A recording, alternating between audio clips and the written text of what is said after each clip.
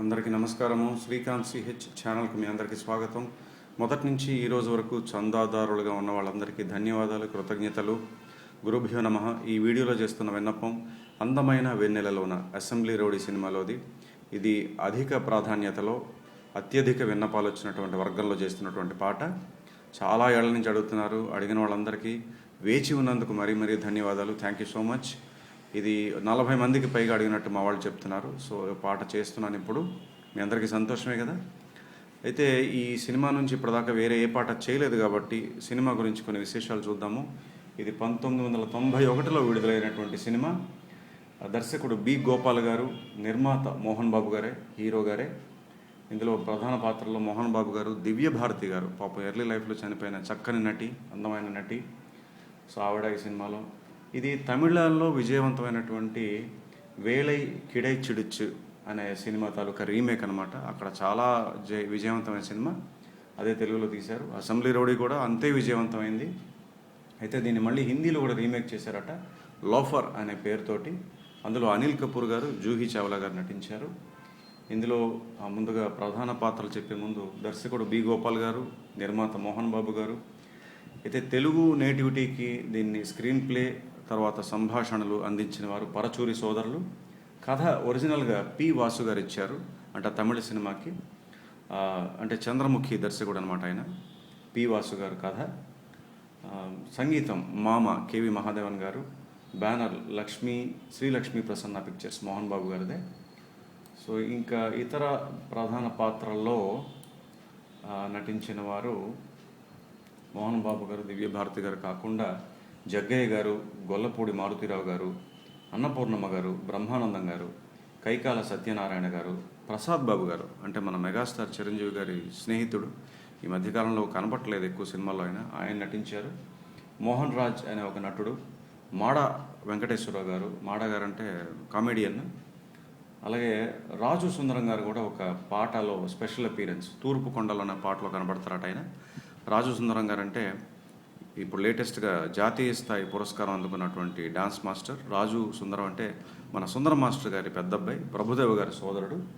ఆయన ఒక పాటలో స్పెషల్ అపీరెన్స్గా కనబడతారట. ఈ పాట పాడింది అందమైన వెన్నెలలోన కేజే యేసుదాస్ గారు, చిత్ర గారు, రచన రసరాజు గారు. సో ఇది ఈ సినిమాకి సంబంధించినటువంటి సమాచారం. అయితే ఈ వేలై కిడై చిడుచ్చు అని చెప్పాను కదా, తమిళ చిత్రం అని. దానికి కథ మాత్రమే కాకుండా దర్శకుడు కూడా పి వాసు గారే. సో అది ఈ సినిమాకి సంబంధించిన సమాచారం. ఇక మనం పాటలోకి వెళ్దామా. ఈ పాట శృతి వచ్చేసి 1, అంటే సి 1 శృతి. అలాగే తాళమేమో తక్క ధిమ్మి తక్క చెడు, చతురస్ర జాతికి చెందినటువంటి నడకే. ప్రధానంగా మనకి శివరంజన్ రాగం కనబడుతుంది. మెట్లు చూద్దాము ఈ శృతిలో.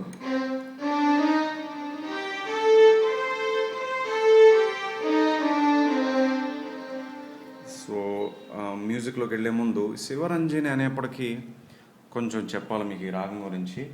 ఇది కర్ణాటక శాస్త్రీయ సంగీతంలో ఉన్నటువంటి రాగం కాదు, అసలు హిందుస్థానీ నుంచి వచ్చింది. ఇందులో స్వరాలు ఇప్పుడు నేను చూపించాను కదా, అవే ఉంటాయి. అంటే రీ2, గావన్, పా, దాటు ఇవే ఉంటాయి. అయితే వేరే వేరే స్వరాలు కూడా వాడతారు. ఎందుకు అని అంటే ఇక్కడ హిందుస్థానీ సంగీతంలో కాఫీ థాట్ నుంచి వచ్చినటువంటి రాగం ఇది. అక్కడ థాట్ అంటే ఏం లేదు, ఇక్కడ మన మేళకర్త రాగంలా అక్కడ థాట్ అంటే ఒక ఫ్యామిలీ అనమాట. ఆ ఫ్యామిలీలో పుట్టినటువంటి రాగం అని చెప్పడానికి అక్కడ కాఫీ థాట్ అంటే థాట్ అంటారు. మేళకర్త రాగంలో థాట్. సో ఆ కాఫీ అనే రాగం ఉంది కదా, ఆ కాఫీ థాట్ ఆ ఫ్యామిలీ నుంచి పుట్టినటువంటి రాగం శివరంజని, హిందుస్థానీ సంగీతానికి సంబంధించినంత వరకు. ఇది మనం ఇక్కడ అంటే బారోడ్ అని చెప్పొచ్చు, అంటే అరువు తెచ్చుకున్నామని చెప్పచ్చు. మనకి ప్రధానంగా ఉన్నటువంటి శివరంజని ఇక్కడ రాగాల్లో ఉన్న రాగం అయితే కాదు. ఇది అంటే జన్యరాగం. ఇక్కడ కర్ణాటక సంగీతంలో చూసుకుంటే రకరకాల అన్యస్వరాలు వాడతారు కాబట్టి హిందుస్థానీ సంగీతంలో. ఇక్కడ కర్ణాటక సంగీతంలో మనకి కరహర ప్రియ స్వరాలు కనబడతాయి. కరహర ప్రియ జన్యంగా అనుకోవచ్చు, లేదంటే గౌరీ మనోహరి స్వరాలు కనబడతాయి, దాని జన్యంగా అనుకోవచ్చు. హేమవతి జన్యంగా అనుకోవచ్చు, ఆ స్వరాలు కూడా వాడతారు. ధర్మవతి రాగ స్వరాలు కూడా వాడతారు. ఎందుకు వాడతారు అని అంటే అది అలా వచ్చింది ట్రెడిషనల్గా మనకి సాంప్రదాయపరంగా. కాబట్టి ఇన్ని రాగాల యొక్క ఛాయలు మనకి ఈ శివరంజనిలో కనబడతాయి. కాబట్టి కర్ణాటక సంగీతంలో దేని జన్యం అని కరెక్ట్గా అయితే చెప్పలేం.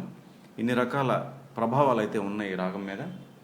అయితే కర్ణాటక సంగీతంలో శివరంజని అని ఇంకోటి ఉంది. అది ఎక్కువగా పాపులర్ కాదు, అది ఎక్కువ మందికి తెలియదు కూడా. దాని పేరెంట్ రాగా వాచస్పతి. మీరు దీన్ని అంతర్జాలంలో కానీ ఎక్కడైనా వెతికితే, మీ గురువు గారిని అడిగితే, మీలో ఎవరైనా నేర్చుకుంటే కర్ణాటక సంగీతం మీ గురువులను అడగండి, వారు చక్కగా చెప్తారు వీటి గురించి. అంటే ఇంతకన్నా లోతుగా నేను వెళ్ళట్లేదు, ఎందుకంటే చాలాసార్లు చెప్పాను, ఇది కర్ణాటక శాస్త్రీయ సంగీతానికి సంబంధించిన చర్చ కాకూడదు. కేవలం రాగం గురించి సమాచారం ఇవ్వడం మాత్రమే నేను నా డ్యూటీగా అనుకుని చేస్తున్నాను. సో కర్ణాటకంలో శివరంజని, కర్ణాటక శాస్త్రీయ సంగీతంలో శివరంజని ఒక రాగం ఉంది. అది వాచస్పతి రాగజన్యం. అందులో వేరే స్వరాలు వస్తాయి. ఈ శివరంజని అది ఒకటి కాదు. సో ఇది నేను చెప్పదలుచుకున్న సమాచారం శివరంజని గురించి. అందువల్ల ఈ పాటలో కూడా ఈ పాటలోనే కదా, శివరంజనిలో బాణి కూర్చున్నటువంటి ఏ పాట తీసుకున్నా మీరు కేవలం ఆ రాగస్వరాలు కాకుండా వేరే స్వరాలు కూడా వాడతారు.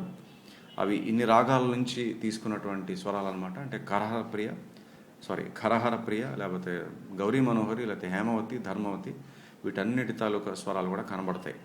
ఎందుకు అని అంటే అది ట్రెడిషనల్గా వచ్చిందంతే. అలాగా శివరంజనిలో ఎవరైనా బాణి చేస్తే వేరే అన్యస్వరాలు కూడా వాడతారు, అలాగా పాపులర్ యూసేజ్ అనమాట.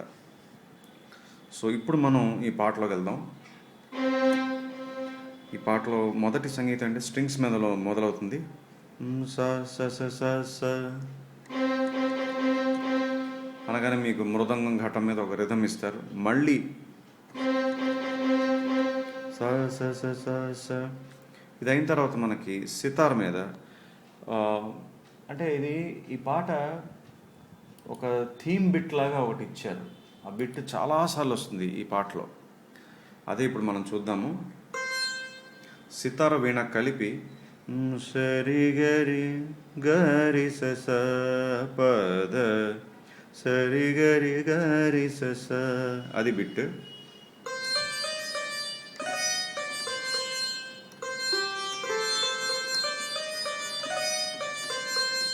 మీరు జాగ్రత్తగా గమనిస్తే ఆ గాకి గమకం పాతో కాకుండా మా టూతో ఉంటుంది.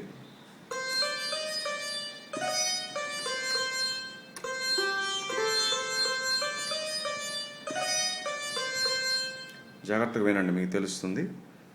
ఇది ఒక 4 సార్లు వస్తుంది అన్నమాట.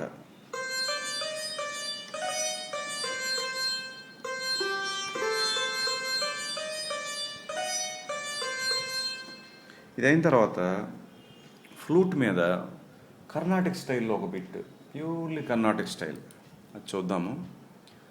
ఇక్కడ మనకి సరస్వతి రాగ ఛాయలు కనబడతాయి, చూద్దాం. ఒకసారి ఆక్టేవ్ మార్చుకుందాం. స్వరాలు ఏంటంటే మబ మబ ద ప ప స ద ప ద ప ప మ ప మ ప మ ప మ.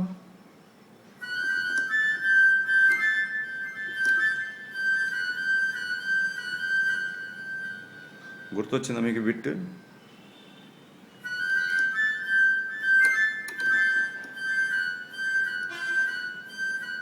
తర్వాత రి ప మ ప ద ని ద ప మ ప.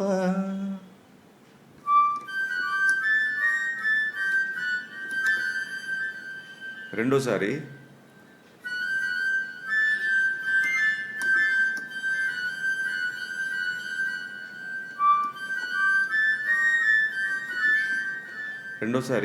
రి ప మ ప ద ని ద ప మ ద ప అని వస్తుంది. సో మ ప మ ప ద ప ప స ద ప ద ప ప మ ప మ ప మ ప మ రి ప మ ప ద ని ద ప మ ప. ఫస్ట్ టైం ఆ పా మీద ఎండింగ్ గమకాది. రెండోసారి మ ప మ ప ద ప ప స ద ప ద ప ప మ ప మ ప మ రి ప మ ప ద ని ద ప మ ద ప. మొత్తం చూద్దామా?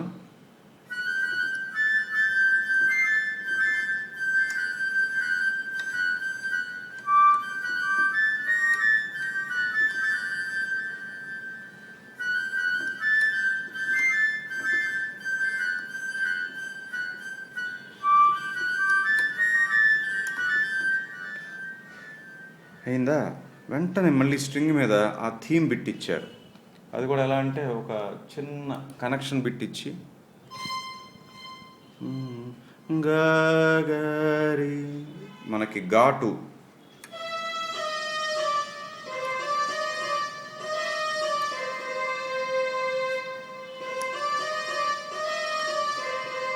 ఇక్కడ మీరు చూసినట్లయితే చూడండి,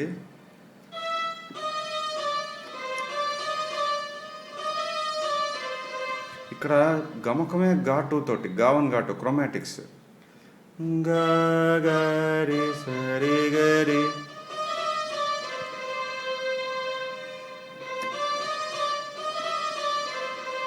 అట్లా ఘాటు క్లియర్గా వాడకూడదు, జస్ట్ టచ్ అనమాట అంతే. సో ఇది అయిన తర్వాత మళ్ళీ ఇదే థీమ్ బిట్ ఫ్లూట్ మీద ఇచ్చారు పై స్థాయిలో, అది చూద్దాం ఇప్పుడు.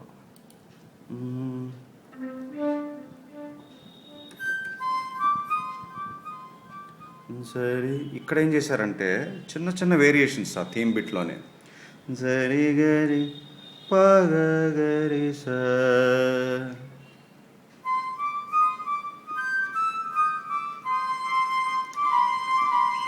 అది గమకం.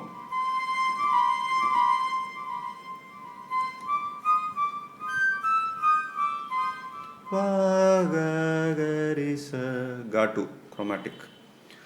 సో ఇప్పటికే మనకి ఏమేమి ఛాయలు వచ్చాయి, రాగ ఛాయలు వచ్చాయి. సరస్వతి రాగం కనిపించింది, అంటే నీ వన్ మా టూ. అలాగే ఇక్కడ ఘాటు. సరస్వతి అంటే మళ్ళీ మీకు ఆ రాగం ఒకసారి చూపించేస్తాను.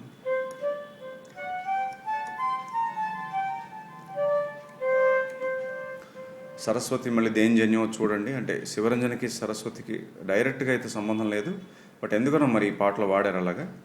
సో సరస్వతి ఛాయలు కనిపించాయి. అలాగే ఘాటు వచ్చింది. సరస్వతి గురించి ఎక్కువ డీటెయిల్గా చెప్పట్లేదు, ఎందుకంటే ఇంకెక్కడ కనబడదు మనకి ఆ బిట్, ఆ రాగం కానీ ఈ పాటలో, అందువల్ల.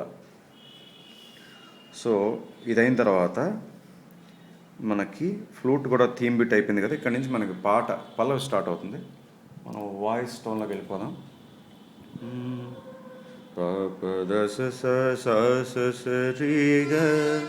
సారీ,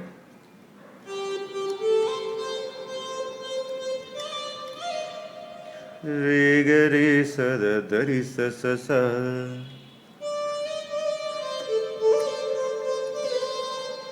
గమకాలు అబ్జర్వ్ చేయండి.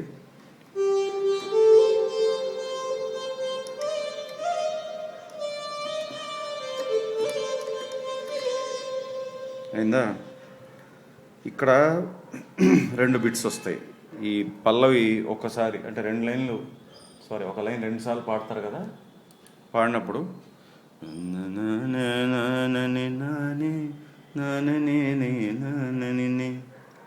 సారీ అది బిట్.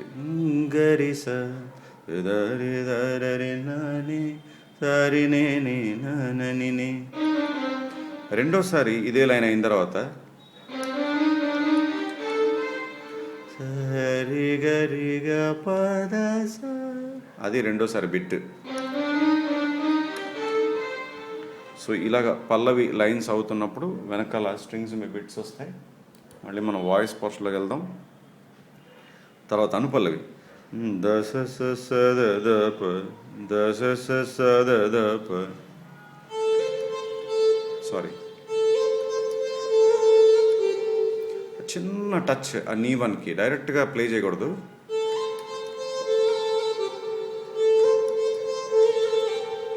అయిన తర్వాత ద దరి స స ద ద ప, ద దరి స స ద ద ప, ప గ గరి గరి స. ఇది టోటల్ లైన్ అనుపల్లవి.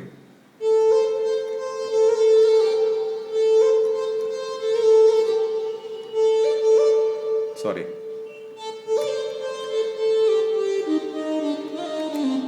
మళ్ళీ చూద్దామా.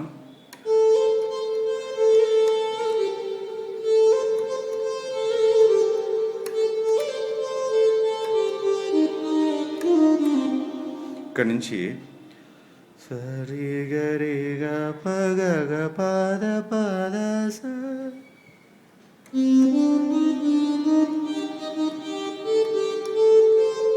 ఇక్కడి నుంచి స్వరాలు డైరెక్ట్గా పాడేస్తారు, అంటే సాహిత్యం అయిపోయిన తర్వాత స్వరాలే వస్తాయి.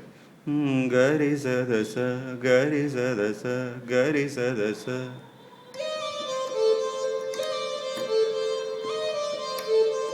అలా 3 సార్లు పాడతారు. మళ్ళీ పల్ల మొత్తం అంతా చిత్రగారు పాడతారు. దాని తర్వాత మనకి రెండో సంగీతం మొదలవుతుంది ఫ్లూట్ మీద, అది కూడా గా 2 తోటి.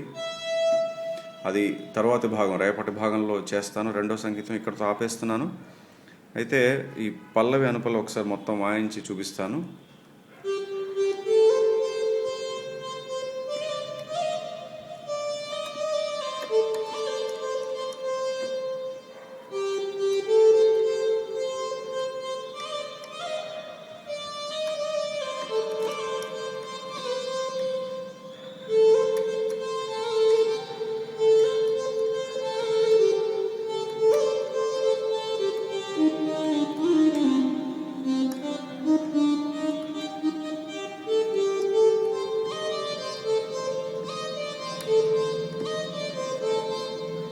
సో ఇది కార్డ్స్ అయితే ప్రత్యేకంగా ఇక్కడ చెప్పడానికి అయితే ఇక్కడ దాకా ఏం కనపడలేదు నాకు ప్రత్యేకంగా చెప్పడానికి. సో ఈ భాగాన్ని మనం సమ్మరైజ్ చేయాల్సి వస్తే, మొదటి భాగాన్ని ఈ పాటకు సంబంధించి అందమైన వెన్నెలలోన మొదట మనకి స్ట్రింగ్స్తో స్టార్ట్ అయింది ఫస్ట్ మ్యూజిక్. తర్వాత సితారు వీణ కలిపినటువంటి ఒక టోన్ అంటే ఒరిజినల్ ఇన్స్ట్రుమెంట్స్ సితార్ వీణ కలిపి థీమ్ బిట్ చెప్పాను కదా, చాలాసార్లు వస్తుంది ఈ పాటలో. ఆ థీమ్ బిట్ ఇచ్చారు. అయితే గమకాల్లో చిన్న చిన్న తేడాలు ఉన్నాయి, చూడండి. తర్వాత మనకి ఫ్లూట్ మీద సరస్వతి రాగంలో ఒక బిట్, ప్యూర్ కర్ణాటక స్టైల్లో. దాని తర్వాత స్ట్రింగ్స్ మీద మళ్ళీ థీమ్ బిట్, అయితే గమకాల్లో చిన్న తేడా. మళ్ళీ వెంటనే మళ్ళీ ఫ్లూట్ మీద మళ్ళీ థీమ్ బిట్, మళ్ళీ స్వరాల్లోనూ గమకాల్లోనూ చిన్న చిన్న తేడాలు. అక్కడి నుంచి మనకి పల్లవి స్టార్ట్ అయింది. పల్లవి లైన్ 2 సార్లు వచ్చినప్పుడు 2 స్ట్రింగ్ బిట్స్ వస్తాయి. దాని తర్వాత అనుపల్లవి, ఇంకా రెండో సంగీతం ఫ్లూట్తో స్టార్ట్ అవుతుంది. అయితే ఆ ఫ్లూట్ అనగా నాకు గుర్తొచ్చింది, సరి గరి పగ గరి స అని థీమ్ బిట్ ఎప్పుడైతే ఇచ్చారో అక్కడ వెనకాల మీరు గమనిస్తే కనుక స్ట్రింగ్స్ మీద